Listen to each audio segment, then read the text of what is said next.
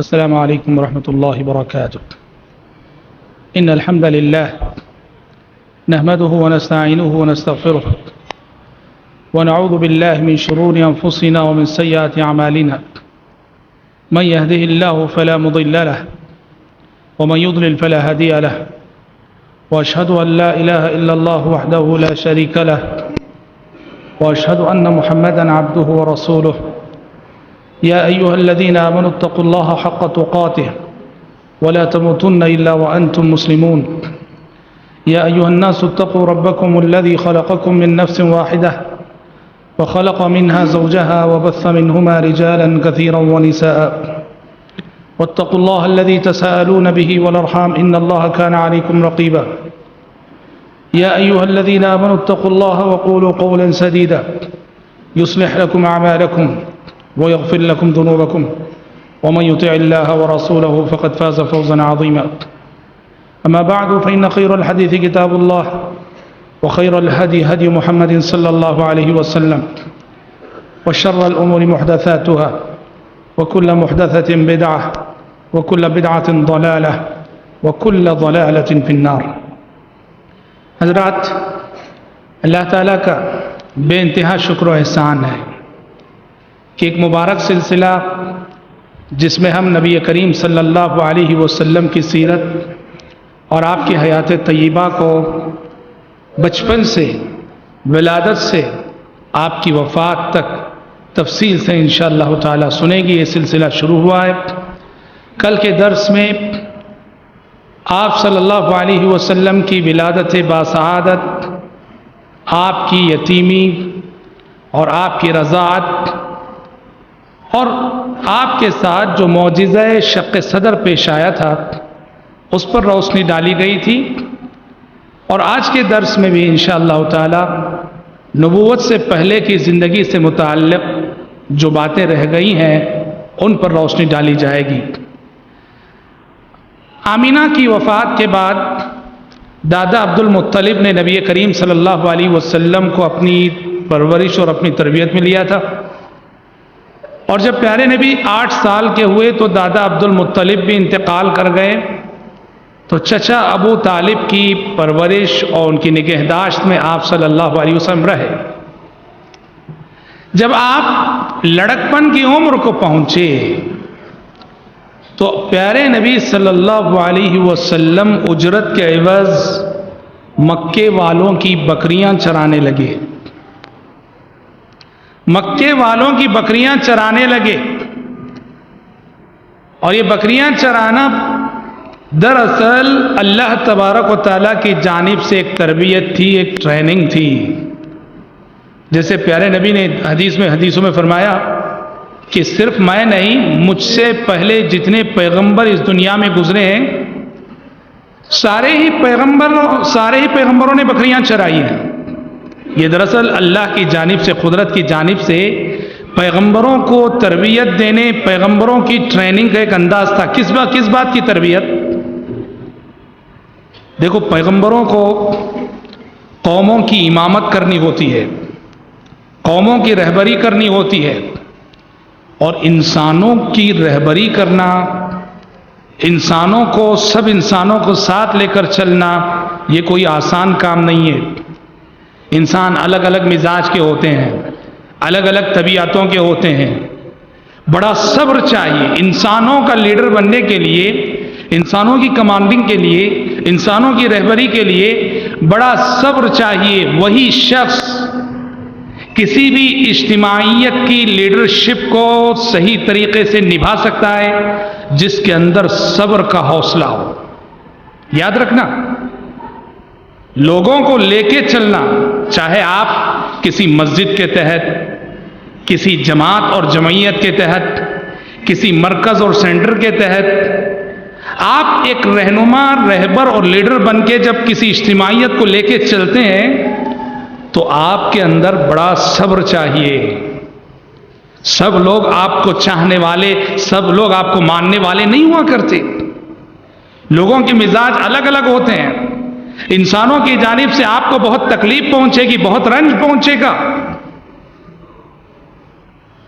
قوموں کو انبیاء کو قوموں نے کیسے ستایا، کتنا پریشان کیا۔ پیارے نبی صلی اللہ علیہ وسلم مال غنیمت تقسیم کر رہے ہیں، ایک شخص آیا اور آ کے کہا یا محمد اعدل، اے محمد انصاف کرو انصاف کرو۔ نعوذ باللہ وہ یہ کہنا چاہ رہا تھا کہ آپ جانبداری سے کام لے رہے ہیں اور آپ نا انصافی کر رہے ہیں۔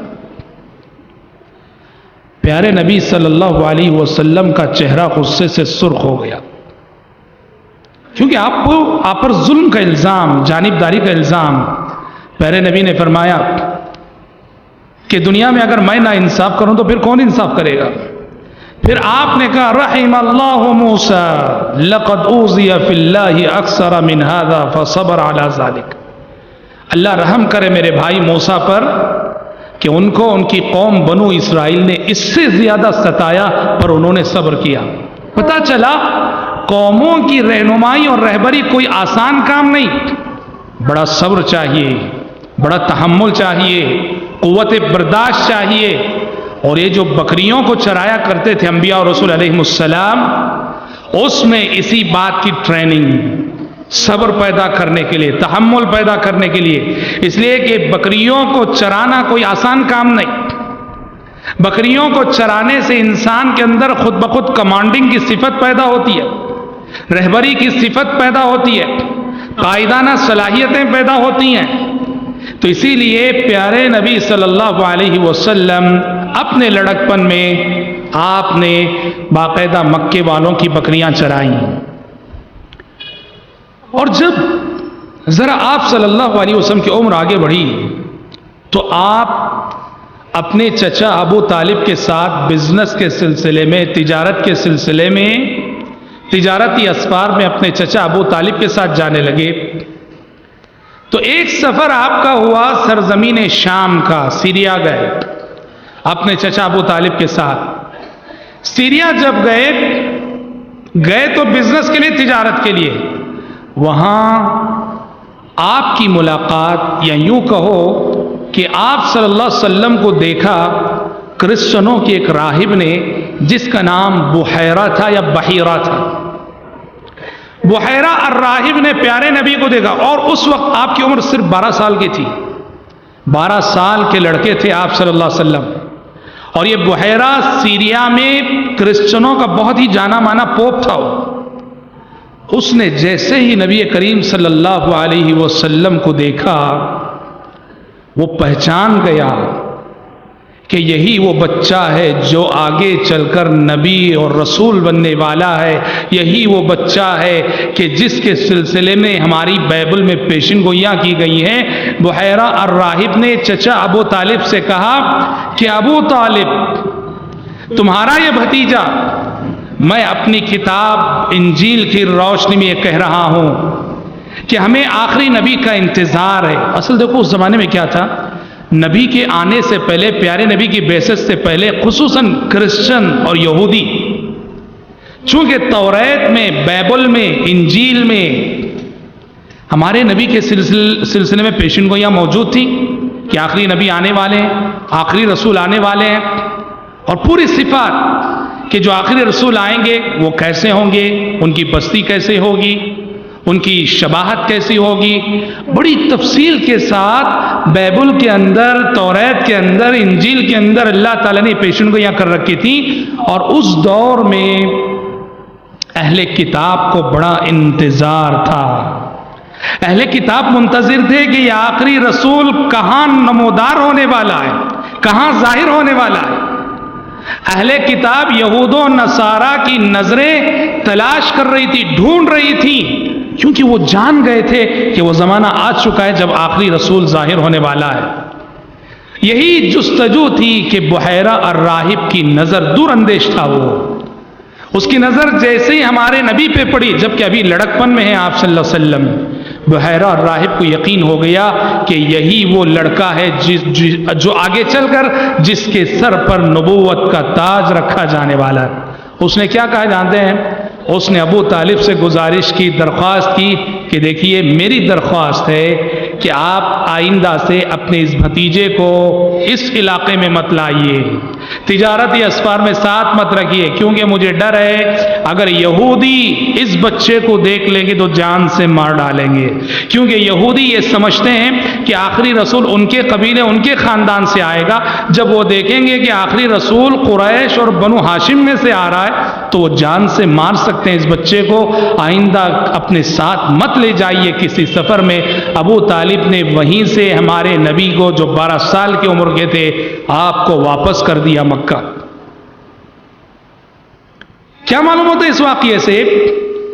یعنی جب ابھی نبی نہیں بنے تھے، رسول نہیں بنے تھے، آپ کے سر پر نبوت کا تاج ابھی نہیں رکھا گیا تھا، بحیرہ راہب کی دور اندیش نگاہوں نے نبی کے چہرے کو دیکھ کر تاڑ لیا کہ یہی وہ بچہ ہے کہ جو آگے چل کر نبی بننے والا ہے۔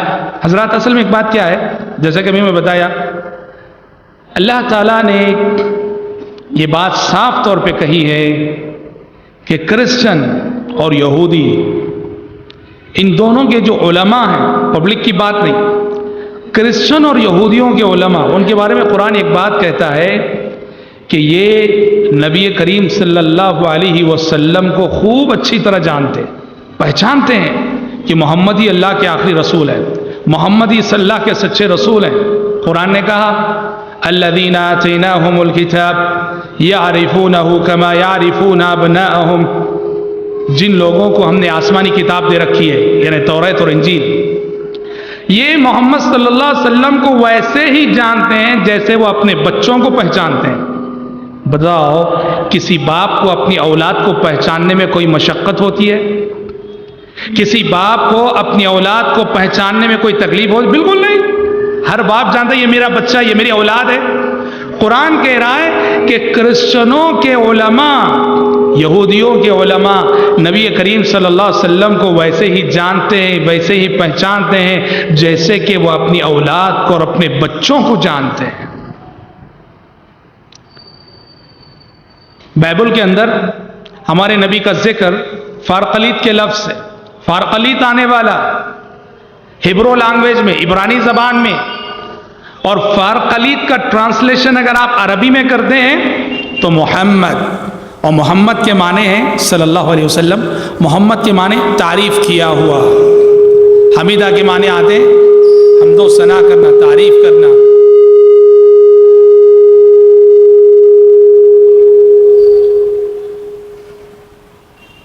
تو فارقلیت کے لفظ سے، فارقلیت کے ورڈ سے آپ صلی اللہ علیہ وسلم کا ذکر بائبل کے اندر کیا گیا ہے، اور یہ اہل کتاب اچھی طرح سے جانتے تھے۔ اور یہ چیز اگر آپ سمجھنی ہو اس چیز کی مزید وضاحت، تو آپ ذرا مشہور صحابی حضرت سلمان فارسی رضی اللہ تعالیٰ عنہ کے قبول اسلام کے واقعے کو پڑھیے۔ حضرت سلمان فارسی رضی اللہ عنہ کے قبول اسلام کا واقعہ اس بات کی بہت بڑی دلیل ہے کہ پیارے نبی کے زمانے میں جو علماء تھے کرسچن کے، وہ خوب جانتے تھے کہ آخری رسول آ چکا ہے، آنے والا ہے، زمانہ قریب آ چکا ہے۔ کیسے؟ سلمان فارسی رضی اللہ عنہ، ان کے قبول اسلام کا واقعہ بڑا دلچسپ ہے، بڑی عبرتیں ہیں اس واقعے کے اندر۔ سلمان فارسی رضی اللہ تعالیٰ عنہ کی ولادت اور پیدائش ایک مجوسی گھرانے میں فارس میں ہوئی۔ مجوسی گھرانہ جو آگ کی پوجا کرنے والے، آگ کی پرستش کرنے والے، مذہبی گھرانہ تھا، اور باپ نے حضرت سلمان فارسی رضی اللہ عنہ کو بچپن ہی سے وہ آگ کی پرستش، آگ جلانے میں لگا دیا تھا۔ ایک دن سلمان فارسی اور یہ کب کی بات ہے؟ ابھی ہمارے نبی پیدا نہیں ہوئے، ہمارے نبی مبعوث نہیں ہوئے، نبی نہیں بن، تب کی بات ہے۔ ایک دن سلمان فارسی رضی اللہ عنہ اپنے گھر سے نکل کے اپنے شہر میں گھوم رہے تھے، گردش کر رہے تھے، ان کا گزر ایک چرچ کے سامنے سے ہوا۔ سلمان فارسی رضی اللہ عنہ نے پوچھا کہ یہ کیا کون سا مذہب ہے، کون سا دین ہے، کون سا عبادت خانہ ہے؟ اندر گئے، لوگوں نے تعارف کرایا، یہ کرسچینٹی ہے، یہ نصرانیت ہے۔ تو سلمان فارسی رضی اللہ عنہ کو یہ مذہب بہت پسند آیا، اور حضرت سلمان اپنے فارسی اور مجوسی مذہب کو چھوڑ کر کرسچن بن گئے، عیسائی مذہب کو قبول کر لیا۔ ہم کیا کہہ سکتے ہیں کہ حضرت سلمان مسلمان ہو گئے؟ کیوں؟ اس لیے کہ ابھی ہمارے نبی نہیں بنائے گئے تھے، نبی کی نبوت کا زمانہ نہیں آیا تھا، اور نبی کی نبوت سے پہلے کون مسلمان سمجھے جاتے تھے؟ جو کرسچن تھے، عیسیٰ علیہ السلام پر بحیثیت نبی اور رسول ایمان رکھتے تھے، وہ مسلمان کہلاتے۔ یہ اور بات ہے کہ کرسچنوں کے اندر بہت ساری بد عقیدگیاں آ چکی تھی، کرسچینٹی کو قبول کر لیا۔ سلمان فارسی رضی اللہ عنہ نے قبول کرنے کے بعد اپنے باپ سے انہوں نے کہا آئندہ سے میں نہ آگ کی پوجا کروں گا، نہ آگ جلاؤں گا، کچھ نہیں کروں گا۔ باپ نے بہت زبردستی کی۔ سلمان فارسی رضی اللہ عنہ نے جب مانا نہیں، باپ نے حضرت سلمان کے ہاتھوں میں ہتھکڑیاں ڈال دی، ان کے پیروں میں زنجیریں ڈال دی، کہا کہ گھر سے باہر نہیں نکل سکتے تم۔ حضرت سلمان نے منظور کیا ہتھکڑیوں کو، زنجیروں کو، گھر میں رہے۔ اور ایک مرتبہ چرچ والوں کو ایک میسج بھیجا، پیغام دیا کہ اگر کوئی قافلہ آئے تمہارے راہبوں کا، تمہارے مذہب کے رہنماؤں کا، تو ذرا مجھے خبر دینا۔ چند دنوں بعد چرچ سے یہ پیغام حضرت سلمان کو گیا کہ شام کا ایک قافلہ آیا ہوا ہے۔ تو حضرت سلمان اپنی فیملی ممبرس میں سے کسی کی مدد سے ہتھکڑیاں کھلوا لیں، زنجیریں کھلوا لیں، گھر کو چھوڑے سیدھے اس قافلے کے ساتھ ہو گئے۔ اس قافلے کے ساتھ ہو کر فارس کو چھوڑ کر شام چلے گئے، سیریا چلے گئے۔ شام جا کر شام کا جو مرکزی چرچ تھا، اس کا جو سب سے بڑا پوپ تھا، راہب تھا، اس کے پاس گئے، سارا قصہ سنایا۔ دیکھو میں فارسی گھرانے کا ہوں، مجوسی گھرانے کا ہوں، میں نے حق کو قبول کیا ہے، اب میں اپنے دین اور ایمان کو بچانے کے لیے تمہاری تربیت میں رہنا چاہتا ہوں، مجھے قبول کر لو، اپنی تربیت میں رکھ لو۔ سیریا کا مرکزی چرچ، اس کا سب سے بڑا پوپ، اس نے حضرت سلمان فارسی کی درخواست قبول کر لی، اور حضرت سلمان چرچ کے اندر اس کی خدمت میں لگے رہے۔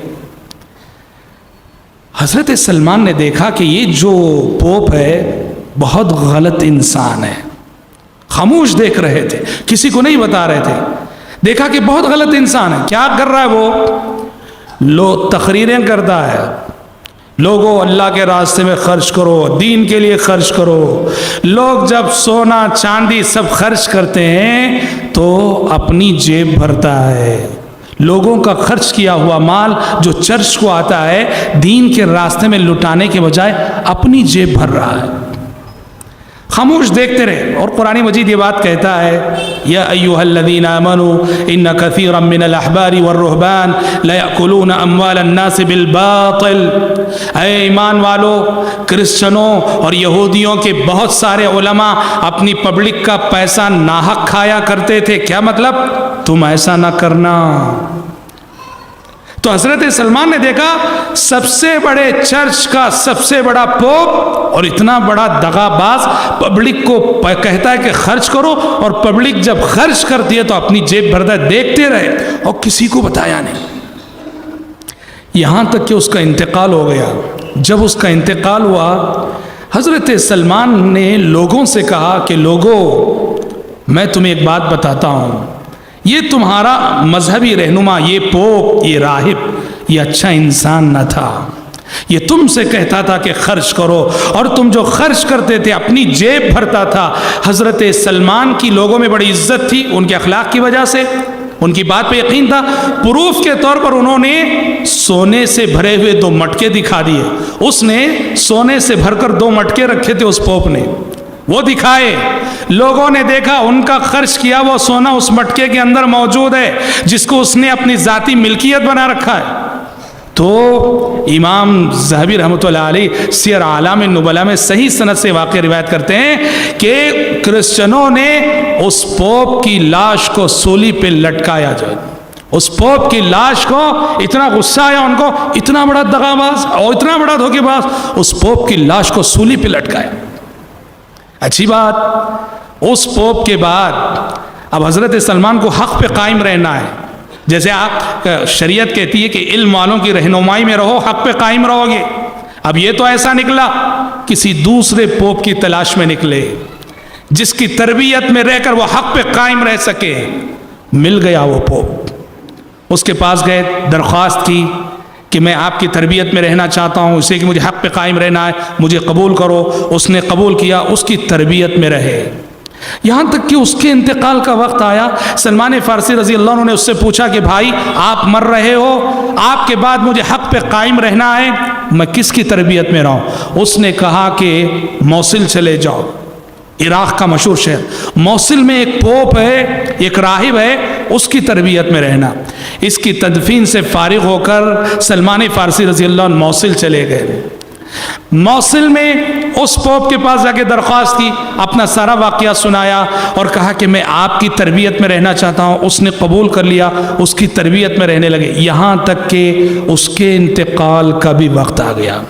تو حضرت سلمان نے کہا مجھے وصیت کرو کہ میں آپ کے بعد اگر مجھے حق پہ قائم رہنا ہے میں کس کی تربیت میں ہوں؟ اس نے کہا مدائن چلے جاؤ، وہاں ایک پوپ رہتا ہے فلاں پوپ، اس کی تربیت میں رہنا. اس طرح کتنے پوپ بدلے جانتے ہیں حضرت سلمان؟ 10 پوپ، 10 راہب.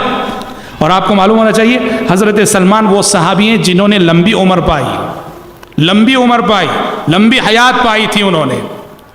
جو آخری اور 10واں پوپ تھا، 10واں راہب تھا، اس کے ساتھ ایک ماجرا ہوا. وہ مر رہا تھا، آخری سانسیں تھیں. حضرت سلمان نے اس سے پوچھا کہ دیکھو آپ تو دنیا سے جا رہے ہو، آپ کے بعد مجھے حق پہ قائم رہنا ہے تو بتاؤ میں کس پوپ کی تربیت میں رہوں؟ وہ اچھا انسان تھا. اس نے کہا کہ سلمان میری نظروں میں اب کرسچنوں میں کوئی سچا انسان باقی نہ رہا. کرسچن علماء، کرسچنوں کے راہبوں، کرسچنوں کے جو پوپ ہیں ان میں کوئی اچھا انسان باقی نہیں رہا. سلمان نے کہا اب مجھے حق پہ قائم رہنا ہے، میں کیا کروں؟ اس نے کہا کہ سلمان ایک بات میں تم سے کہتا ہوں، وہ یہ ہے کہ ہماری بائبل میں، ہماری انجیل میں جس آخری رسول فارقلیط کی بشارت سنائی گئی ہے، پیشن گوئی کی گئی ہے، سلمان وہ زمانہ آ چکا ہے، آ چکا ہے. اس نبی کو اگر ڈھونڈ سکتے ہو، تلاش کر سکتے ہو تو تلاش کر لو. اور حق پہ قائم رہنے کا اب یہی ایک اکیلا اور واحد راستہ ہے. سلمان فارسی رضی اللہ عنہ نے کہا کیسے پہچانوں میں اس نبی کو؟ کیا علامت ہے اس نبی کی؟ اس پوپ نے کہا ہماری بائبلز کی معلومات سے پتہ چلتا ہے کہ وہ آخری نبی عرب میں آئیں گے، وہ آخری نبی عرب میں آئیں گے، تو لہٰذا عرب چلے جانا. اچھا اور کوئی علامت؟ کا 2 نشانیاں، ان 2 نشانیوں سے ان کو پہچاننا. پہلی نشانی یہ ہے کہ وہ آخری نبی اور آخری رسول وہ صدقہ نہیں کھائیں گے، صدقے کو اپنے لیے حلال نہیں سمجھیں گے. ہاں گفٹ اور ہدیہ قبول کریں گے، ہدیے کے نام سے کوئی بھی چیز دو وہ لیں گے، لیکن اگر صدقے کے نام سے دو تو وہ نہیں لیں گے. ایک علامت یہ ہے. اور کہا سلمان ہماری بائبل میں اس آخری نبی فارقلیط کی دوسری علامت یہ ہے کہ اس نبی کی پیٹھ پر، کندھے پر مہر نبوت ہوگی، نبوت کی مہر ہوگی. ان 2 علامتوں سے پہچاننے کی کوشش کرنا. اس پوپ کا انتقال ہو گیا، کفن دفن سے فارغ ہوئے، تدفین سے فارغ ہوئے. اب حضرت سلمان کی جستجو تھی عرب جانا ہے. عرب کا ایک قافلہ آیا، حضرت سلمان اس قافلے والوں کے پاس گئے، جا کے ریکویسٹ کی، درخواست کی ذرا مجھے اپنے ساتھ لے لو اور مجھے عرب لے جانا. قافلے والوں نے ساتھ لے لیا، ساتھ لے لیا، مگر راستے میں حضرت سلمان کے ساتھ بہت بڑا دھوکہ کر دیا. کیا دھوکہ کر دیا؟ دھوکہ یہ کیا کہ حضرت سلمان کو دیکھا کہ اکیلے ہیں، وہ ایک مارکیٹ میں لے جا کر ایک غلام کی حیثیت سے بیچ ڈالا. ایک غلام کی حیثیت سے بیچ ڈالا. نکلے تھے کہاں؟ عرب جانے کے لیے، نبی کو ڈھونڈنے کے لیے۔ اتنا بڑا حادثہ ہو گیا کہ قافلے والوں نے غداری کر کے مارکیٹ میں غلام کی حیثیت سے بھیج ڈالا۔ مگر رب کی قدرت دیکھو کہ اس وقت مارکیٹ میں حضرت سلمان کو جس نے خریدا وہ مدینے کا رہنے والا ایک یہودی تھا۔ ہاں سبحان اللہ، کیسے پہنچ رہے ہیں دیکھو، حادثہ ہے، ان کے ساتھ دھوکہ ہو رہا ہے، غداری ہو رہی ہے، مگر یہی حادثہ انہیں منزل تک پہنچا رہا ہے۔ خرید رہا ہے کون؟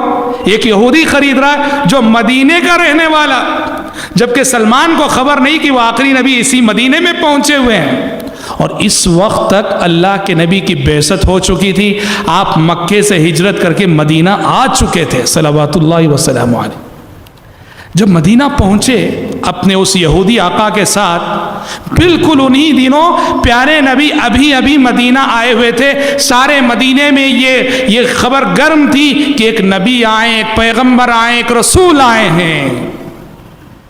حضرت سلمان خاموشی سے حالات کا جائزہ لیتے رہے۔ ایک دن اپنے یہودی آقا سے پوچھ بیٹھے، کہا کہ یہ جو رسول آئے ہیں، یہ جو نبی آئے، ان کے بارے میں آپ کا کیا خیال ہے؟ اس یہودی نے حضرت سلمان کو جواب دینے کے بجائے ایک تھپڑ مار دیا، کیونکہ یہودی پیارے نبی سے بہت جل رہے تھے۔ ان کو یہ تھا کہ آخری نبی ہمارے خاندان اور قبیلے سے آنے کے بجائے بنو ہاشم اور قریش میں سے آ گئے، بہت حسد کی آگ میں جل رہے تھے۔ تو جیسے ہی حضرت سلمان نے پوچھا تو تھپڑ مار دیا۔ حضرت سلمان سمجھ گئے کہ میرا آقا شاید میرے مقصد میں میری مدد کرنے والا نہیں ہے۔ ذرے دن بعد کیا کیے، وہ خود اللہ کے نبی کی خدمت میں پہنچے۔ ایک اجنبی شخص، پیارے نبی ان کو جانتے نہیں، ایک اجنبی کی حیثیت سے پہنچے، تھوڑا سا مال لے گئے اور مال لے جا کے کہا کہ لیجئے جناب، یہ میری جانب سے آپ کے لیے صدقہ ہے۔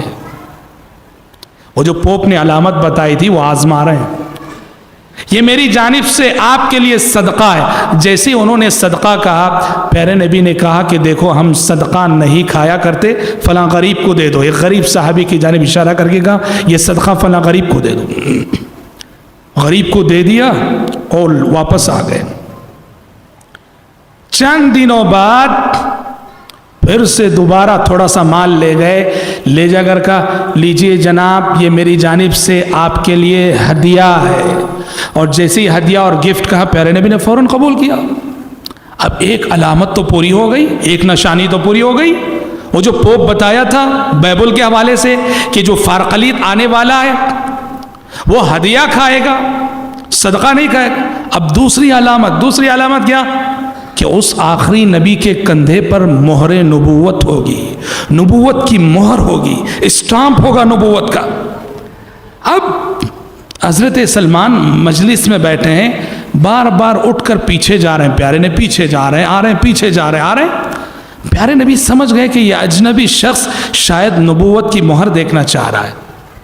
پیارے نبی نے فوراً کیا کیا، اپنی چادر مبارک ہٹائی اور آپ کے کندھے پر ابھرا ہوا گوشت، مہر نبوت کیا ہے؟ آپ کے کندھے پر راؤنڈ ابھرا ہوا گوشت تھا، وہ آپ کے نبی ہونے کی ایک مہر تھی، ثبوت تھا وہ۔ پیارے نبی نے اپنی چادر ہٹائی کہ یہ اجنبی شخص مہر نبوت کو دیکھنا چاہ رہا ہے۔ اور جیسے ہی حضرت سلمان کی نظر مہر نبوت پہ پڑی، پیچھے سے چمٹ گئے پیارے نبی سے، بوسا لیا مہر نبوت کا، اور زارو قطار رونے لگے، زارو قطار رونے لگے، خوشی کے آنسو، غم کے آنسو۔ غم اس بات کا کہ گھر سے جدا ہوئے، ماں باپ سے جدا ہوئے، خاندان سے جدا ہوئے، ملک سے جدا ہوئے، اور خوشی اس بات کی کہ جس نبی اور رسول کی تلاش میں نکلے تھے، اللہ اکبر، منزل مل گئی، منزل تک پہنچ گئے، اس نبی سے ملاقات ہو گئی۔ زارو قطار رو رہے تھے۔ پیارے نبی نے پوچھا کون ہو تم، ماجرا کیا ہے تمہارا؟ سلمان نے اس وقت ساری داستان سنائی، کہا کہ میں وہ شخص ہوں کہ تلاش حق کا سفر میں نے فارس سے شروع کیا، 10 راہی پر 10 پوپ بدل کر آج آپ تک پہنچا ہوں۔ اے اللہ کے نبی، یہ ساری قربانیاں محض حق پر قائم رہنے کے لیے میں نے دی ہیں۔ بہت بڑی بات ہو گئی۔ اب حضرت سلمان فارسی رضی اللہ عنہ نے دیکھا کہ ان کی غلامی خدمت اسلام کے راستے میں ایک بہت بڑی رکاوٹ ہے۔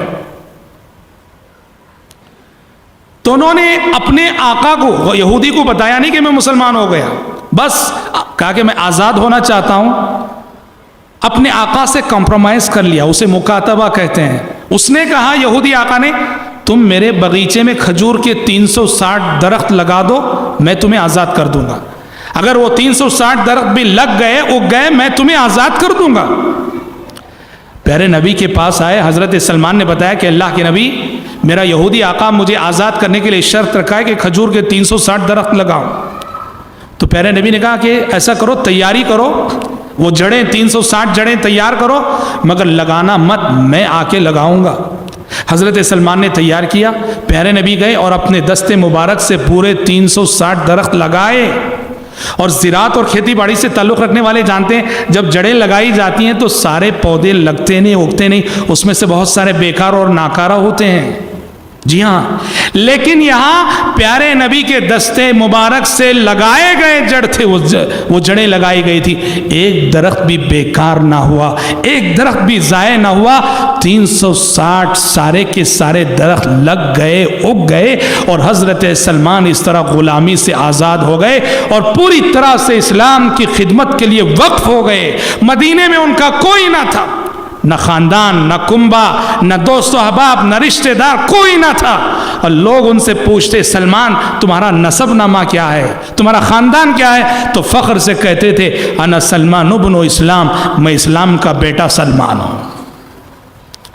حضرات، سلمان فارسی رضی اللہ عنہ کا یہ واقعہ صاف طور پہ بتاتا ہے کہ کرسچنوں کے علماء ہمارے نبی کو کتنا اچھا جانتے ہیں۔ یہ اور بات ہے کہ وہ چھپاتے ہیں، اس سے بڑی بات کیا ہے کہ الذین آتیناہم الکتاب یعرفونہ کما یعرفون ابناءہم، یہ ویسے ہی نبی کو جانتے ہیں جیسے اپنے بچوں کو جانتے ہیں۔ اور یہ بات ایسا نہیں کہ اس دور کے راہبوں کے سلسلے میں، اس دور کے جو پوپ تھے ان کے، نہیں، آج بھی کرسچنوں کے جو علماء ہیں، واللہ ان کے سینوں کو چیر کر ان کے دلوں میں لکھی تحریر پڑھی جائے تو ان کے دلوں میں یہ اقرار موجود ہے کہ محمد سچے رسول موجود ہے۔ یہ اور بات ہے کہ وہ اقرار نہیں جانتے ہیں پر مانتے نہیں ہیں۔ اور یہ چیز، یہ جو بائبل میں، دوسروں کی مذہبی کتابوں میں ہمارے نبی کے سلسلے میں جو پیشین گوئیاں موجود ہیں، یہ دعوت و تبلیغ کے راستے میں بہت بڑی معاون چیز ہے۔ جو دعات ہیں، مبلغین ہیں، وہ اگر اس کا صحیح استعمال کریں تو الحمدللہ بہت سارے لوگ مشرف بہ اسلام ہو سکتے ہیں۔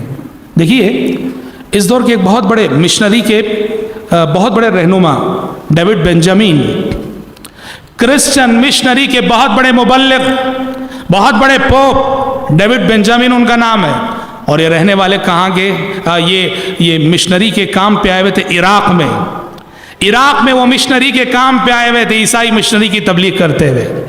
اللہ اکبر، مسلمان ہو گئے۔ کیسے مسلمان ہوئے؟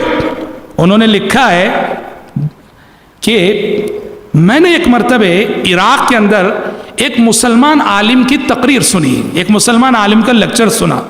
وہ مسلمان عالم بائبل کے بہت سارے ورسز کوٹ کر کے یہ چیلنج کر رہا تھا کہ بائبل کے اندر محمد صلی اللہ علیہ وسلم کا ذکر موجود ہے، فارقلیت کا ذکر موجود ہے، فلاں انجیل متی میں یوں ہے، انجیل لوقا میں، انجیل یوحنا میں یوں ہے۔ ڈیوڈ بنجامین لکھتے ہیں، میں ایک باغیرت عیسائی تھا، باغیرت کرسچن تھا، وہ تقریر سن کے مجھے غصہ آیا۔ میں نے یہ ٹھان لیا کہ بائبل کی وہ ساری آیتیں، وہ سارے ورسز جس کے بارے میں مسلمان یہ دعویٰ کرتے ہیں کہ یہ محمد صلی اللہ علیہ وسلم کے بارے میں ریسرچ کر کے یہ ثابت کروں گا کہ یہ محمد صلی اللہ علیہ وسلم کے بارے میں نہیں ہے۔ انہوں نے ایک ریسرچ شروع کیا، ایک تحقیق شروع کی کہ جس آخری فارقلیت کا ذکر ہماری بائبل میں ہے وہ محمد نہیں ہے۔ لیکن وہ کہتے ہیں میرا ریسرچ، میری تحقیق جیسے جیسے آگے بڑھتی گئی، رزلٹ بالکل الٹا آتا گیا۔ میں نے ریسرچ شروع کیا اس جذبے سے کہ ثابت یہ کرنا ہے کہ بائبل کے اندر کہیں محمد صلی اللہ علیہ وسلم کا ذکر نہیں ہے، لیکن میرے ضمیر نے مجھے ملامت کی، کہا کہ جس فارقلیت کی صفات تیری بائبل میں ہے وہ صفات ہسٹری میں جس طرح محمد صلی اللہ علیہ وسلم پر منطبق ہوتی ہیں، تاریخ میں کسی اور شخصیت پہ منطبق نہیں ہوتی۔ مسلمان ہو گئے، پہلے وہ ڈیوڈ بینجامین تھے اور اسلام قبول کرنے کے بعد ڈاکٹر عبد الاحد داؤد کے نام سے جانے گئے، اور انہوں نے اپنے اس ریسرچ کو کتابی شکل میں چھاپا ہے۔ کتاب کو انہوں نے انگریزی میں لکھا اور اس کا عربی میں ٹرانسلیشن عربی میں موجود ہے کتاب، محمد صلی اللہ علیہ وسلم فی الکتاب المقدس، کتاب کا نام ہے عربی میں محمد فی الکتاب المقدس، یعنی بائبل کے اندر محمد صلی اللہ علیہ وسلم کا تذکرہ، بے شمار واقعات ہیں۔ خیر، انجیل اور بائبل کی ہم بات کر رہے ہیں، یہ تو آسمانی کتابیں تھیں جن میں تحریف ہو گئی، لوگوں نے تبدیلیاں کر لیں۔ اس ملک میں جہاں ہم رہتے ہیں، یہاں کی جو قوم ہے ہندو قوم، اس کا جو مذہب ہے ہندو مذہب، ان کی جو مذہبی کتابیں ہیں، وید، رگ وید، سام وید، یجر وید، اتھر وید، علامہ صفی الرحمن مبارک پوری رحمۃ اللہ علیہ کے کچھ محاضرات ہیں، لیکچرز ہیں، جس میں انہوں نے یہ جو وید ہیں، ویدوں میں ہمارے نبی حضرت محمد صلی اللہ علیہ وسلم کا تذکرہ، آپ کے صفات کا تذکرہ، بڑا ہی میں سمجھتا ہوں ہر ایک کو سننا چاہیے۔ وہ علامہ صفی الرحمن مبارک پوری رحمۃ اللہ علیہ صاحب الرحیق المختوم نے بڑی محققانہ بحث کی ہے، اس میں تعجب ہوتا ہے، حالانکہ یہ وید آسمانی کتابیں نہیں ہیں، یہ تو انسانوں کی لکھی ہوئی کتابیں، لیکن یہ باتیں ان ویدوں میں کہاں سے آ گئیں؟ جی، ویدوں کے اندر سنسکرت میں جا بجا یہ بات موجود ہے کہ ایک آخری نراشنس آنے والا ہے، نراشنس، اور کہتے ہیں نراشنس سنسکرت میں اگر آپ اس کا ٹرانسلیشن عربی میں کرو، محمد، تعریف کیا ہوا، اور بڑے بڑے لوگ اس چیز کو دیکھ کر مسلمان ہوئے ہیں۔ تمل ناڈو کے ایک بہت بڑی سیاسی شخصیت جو کرنا ندی کے بہت ہی قریبی دوست مانے جاتے تھے، اللہ اکبر، مسلمان ہو گئے۔ مسلمان ہو کر، ان کا نام ہے عبداللہ اڈیار، تمل، ہمارے جو تمل احباب ہیں وہ جانتے ہیں، تمل حلقے میں عبداللہ اڈیار بہت فیمس۔ عبداللہ اڈیار بہت بڑی سیاسی شخصیت، مسلمان ہو گئے، اور مسلمان ہو کر انہوں نے تمل میں کتاب لکھی کہ میں کیوں مسلمان ہوا، اس کا ٹرانسلیشن اردو میں ہوا ہے، اور یہ کتاب مارکیٹ میں موجود ہے۔ ٹرانسلیشن کرنے والے نے اس کا نام دیا ہے اسلام جس سے مجھے عشق ہے، یعنی جس سے مجھے پیار ہے۔ اس میں عبداللہ اڈیار نے ذکر کیا ہے کہ مجھے اسلام قبول کرنے پر آمادہ کرنے والی ایک بہت بڑی چیز، خود ہماری اپنی بائبل میں، ہماری وید میں محمد صلی اللہ علیہ وسلم، آپ کے صحابہ، آپ کے شہر مکہ، آپ کے شہر مدینہ کے بارے میں جو پیشین گوئیاں موجود ہیں، تو یہ بہت بڑی بات ہے میرے بھائی۔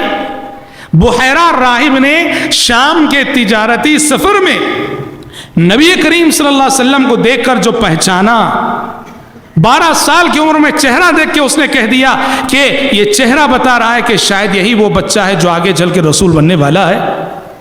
ان تمام تفصیلات کو اور حالات کو سامنے رکھ کے اگر آپ سوچتے ہیں تو یہ کوئی انہونی بات نہیں ہے۔ بخاری شریف کی حدیث ہے، عبداللہ بن عمرو بن العاص رضی اللہ عنہ راوی ہیں کہ جنگ یرموک میں، ایک جنگ ہوئی تھی خلافت راشدہ میں، جنگ یرموک، جنگ یرموک میں عبداللہ بن عمرو بن العاص رضی اللہ عنہما کو توریت کا ایک ٹرانسلیٹڈ نسخہ مل گیا۔ یہودیوں کی جو توریت ہے اس کا ایک نسخہ جو عربی زبان میں، ہیبرو لینگویج سے عربی زبان میں جس کا ٹرانسلیشن ہوا وہ نسخہ مل گیا۔ عبداللہ بن عمرو بن العاص رضی اللہ عنہ کہتے میں نے اس نسخے کے اندر توریت میں ہمارے نبی کو ڈھونڈنا شروع کیا کہ قرآن بھی کہتا ہے کہ توریت کے اندر، انجیل کے اندر ہمارے نبی کا ذکر ہے، سورہ محمد میں اللہ نے بتایا ہے۔ کہتے میں نے ڈھونڈنا شروع کیا کہاں ہیں ہمارے نبی اس توریت کے اندر۔ کہتے ہیں عبداللہ بن عمرو بن العاص رضی اللہ عنہ مجھے مل گئی وہ آیت جس آیت میں ہمارے نبی کا تذکرہ موجود ہے۔ کہا کیا ہے وہ آیت؟ کہا یا ایھا النبی انا ارسلناک شاهدا ومبشرا وحرزا للأميين أنت عبدي ورسولي سميتك المتوكل ليس بفظ ولا غليظ ولا سخاب في الأسواق ولا يدفع السيئة بالسيئة ولكن يعفو ويصفح ولن أقبضه حتى أقيم به الملة العوجاء فأفتح به أعينا عميا وآذانا صما وقلوبا غلفا.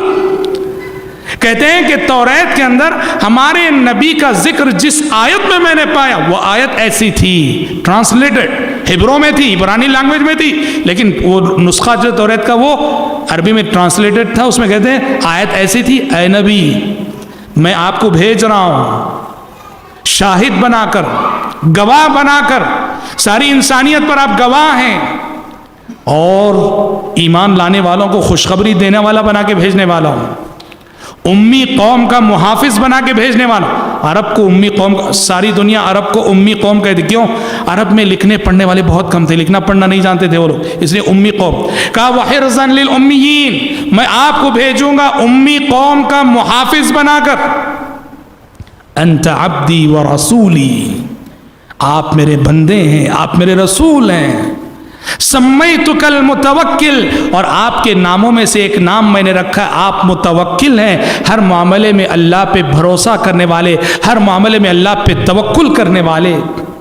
لیس بفظ ولا غلیظ، اور یہ میرے آنے والا آخری نبی زبان کا سخت نہ ہوگا، مزاج اور طبیعت کا سخت نہ ہوگا. ولا سخاب فی الاسواق، مارکیٹ میں کھڑے ہو کے چیخنے والا، چلانے والا نہ ہوگا، شور کرنے والا نہ ہوگا. ولا يدفع السیئۃ بالسیئۃ، اور یہ میرا آنے والا آخری نبی برائی کا مقابلہ برائی سے نہیں کرے گا. ولیکن یعفو ویصفح، میرے آنے والے اس نبی کی پہچان یہ ہے کہ وہ معاف کرنے والا ہوگا، وہ دشمنوں کو معاف کرے گا، غلطیوں کو معاف کرے گا، خطاؤں کو معاف کرے گا. معاف کرنا اس کی پہچان ہوگی.